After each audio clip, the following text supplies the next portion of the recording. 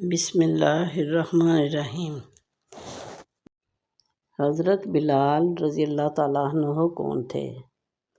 میں بلال ہوں۔ حبشہ میرا وطن تھا۔ میرے ابا کا نام رباح تھا، وہ بھی غلام تھے، اور میری امی کا نام حمامہ تھا اور وہ بھی غلام تھی۔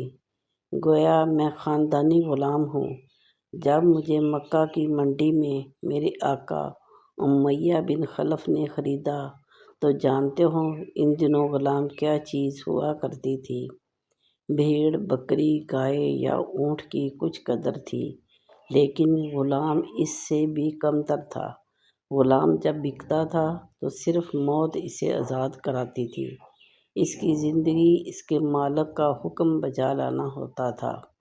غلام حکم نہ ماننے کا تو کوئی کبھی خیال بھی نہیں کر سکتا تھا۔ محنت کے بوجھ تلے آ کر غلام مر گیا تو مالک کی بلا سے اسے اگر غم ہوتا تو صرف یہ کہ اس کی اس رقم کا نقصان ہو گیا، وگرنہ غلام کی زندگی ختم ہو جانے کا کوئی دکھ نہیں ہوتا تھا۔ میں 2 مرتبہ غلام بنا۔ پہلی بار امیہ بن خلف مکہ کے ایک سردار نے مجھے خریدا، اور دوسری بار حضرت ابوبکر رضی اللہ تعالیٰ عنہ نے مجھے اس سے خرید کر محمد صلی اللہ علیہ وآلہ وسلم کا غلام بنا دیا۔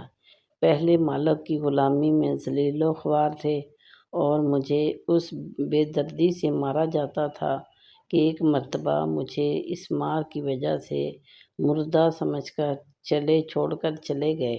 دوسری غلامی میں اتنا معزز ہوا کہ آدھی دنیا کے بادشاہ حضرت عمر رضی اللہ تعالیٰ عنہ مجھے سیدنا بلال کہہ کر پکارا کرتے تھے۔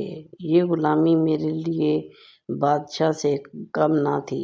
مجھے سردار دو جہاں کی وہ خدمت نصیب ہوئی جسے بڑے بڑے سرداروں نے بھی رشک کی نگاہوں سے دیکھا۔